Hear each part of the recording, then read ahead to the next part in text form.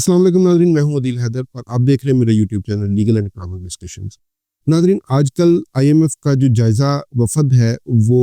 पाकिस्तान आया हुआ है और 15 मार्च तक वो पाकिस्तान में रहेगा, जिसके पहले मरले में टेक्निकल जो मुज़ाकरात थे वो मुकम्मल हो चुके हैं और अब जो है ना वो पॉलिसी जो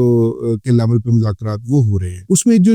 चीज़ सबसे बड़ी जो सामने आई है वो मैं भी बहुत सारे लोगों के व्लॉग सुन रहा था और बहुत सारे लोगों को सुन रहा था मैं, तो एक जो चीज़ इंफॉर्मेशन फैलाई जा रही है कि जो तनख्वाहों में जो इजाफा है या टैक्स जो तनख्वाहों में जो तनख्वाहदार तबका जो टैक्स पे कर रहा है उसके अंदर कमी की बातें हो रही। तो मैंने ये जरूरी समझा कि इस चीज को क्लैरिफाई किया जाए और जो एग्जैक्ट इंफॉर्मेशन मौजूद है इस वक्त अवेलेबल है वो आप लोगों तक पहुंचाई जाए। नाज़रीन, इस वक्त तक मैं थोड़ा सा आपको इसका हिस्ट्री बता देता हूं कि पाकिस्तान में जो इस वक्त तनख्वाहदार तबका है वो सबसे ज्यादा टैक्स पे कर रहा है। जो इससे पहले सन 2020 तक जो तनख्वाहदार तबका था वो तकरीबन कोई बहुत थोड़ा टैक्स का टारगेट था उसका या टैक्स का रेवेन्यू कलेक्शन थी उसकी, मगर इस दफा जो है इस वक्त अभी तक जो वो तकरीबन 287 अरब रुपए जो तनख्वाहदार तबका है वो जमा करवा चुका है, अपनी तनख्वाह में से टैक्स की डिडक्शन करवा चुका है। और जो कि पिछले साल की निस्बत अगर देखें, पहली छमाही की बात कर रहा हूँ मैं, 287 अरब रुपया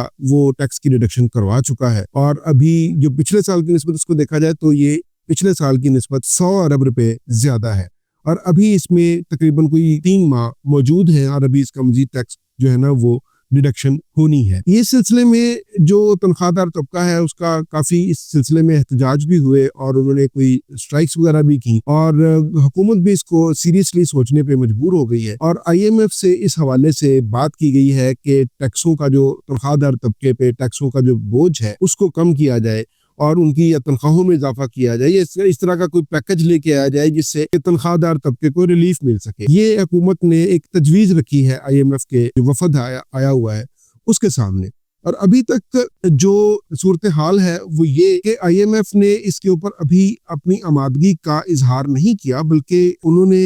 ये कहा है कि अगर हुकूमत दूसरे जराए से टैक्स इकट्ठा कर लेती है कि जो दूसरे जराए हैं मसलन रियल एस्टेट सेक्टर है या ताजर तबका है, उस हवाले से जो ये शॉर्टफॉल होगा इसके अंदर जो कमी आएगी टैक्स के रेवेन्यू कलेक्शन में जो कमी आएगी, अगर उसको दूसरे जराए से इकट्ठा किया जा सकता है तो फिर इसके ऊपर जो है ना वो कुछ सोचा जा सकता है, फिर इसके ऊपर कोई आमादगी जाहिर की जा सकती है। अभी जो है ना वो फिलहाल जो ये पूरा माली साल है, ये माली साल इनका टैक्स का जो रिलीफ जो टैक्स का रेट्स हैं वो यही अप्लाई होंगे और जो जून में बजट आएगा 2025-2026 वाली साल के लिए तो उसमें ये देखा जाएगा कि इसमें कितना कम करना है ये नहीं हो सकता। क्यों? अगर तो गवर्नमेंट किसी दूसरे सेक्टर से या दूसरे जराए से कोई टैक्स इकट्ठा करने की यकीन दहानी करवा देती है या कोई ऐसी पॉलिसी बना देती है जिसकी वजह से किसी दूसरे जरिए से टैक्स उतना जो इसके अंदर शॉर्टफॉल आएगा वो इकट्ठा हो जाता है, तो फिर तो समादगी का इजहार हो जाएगा और इसके ऊपर कोई टैक्स की रिडक्शन जो है या रिडक्शन जो है वो हो जाएगी। नाज़रीन, इसके साथ साथ आपको बताते चले कि इस वक्त जो तनख्वाहदार तबका है वो उसकी थोड़ी सी कैलकुलेशन आपको बता देते हैं कि जब वो तनख्वाह लेके महीने के शुरू में अपनी तनख्वाह लेके निकलता है तो उसके ऊपर जो एट सोर्स रिडक्शन है वो हो चुकी होती है और उसके बाद जब वो तनख्वाह अपनी लेके निकलता है तो वो अगर पेट्रोल डलवाता है तो उसके ऊपर भी वो टैक्स दे रहा है और उसके बाद जो अपनी ग्रॉसरी करेगा उसके ऊपर भी टैक्स देगा और इसके अलावा जो बिजली इस्तेमाल करेगा उसके ऊपर भी टैक्स देगा, जो मोबाइल फोन इस्तेमाल कर रहा है उसके ऊपर भी टैक्स दे रहा है। इस तरह इसकी जो कैलकुलेशन है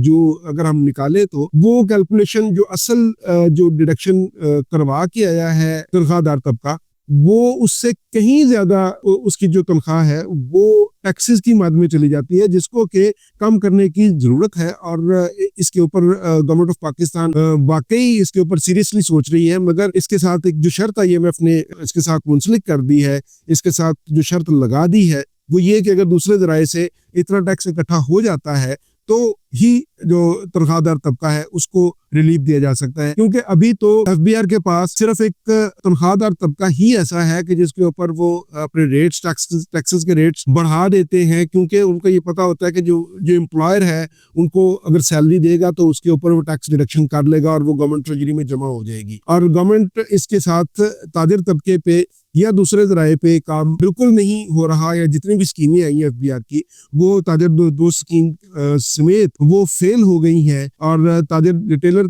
کا جو ریٹیلر کلاس ہے وہ ایک بہت بڑی پاکستان میں کلاس ہے، اس سے FBR ٹیکس کلیکٹ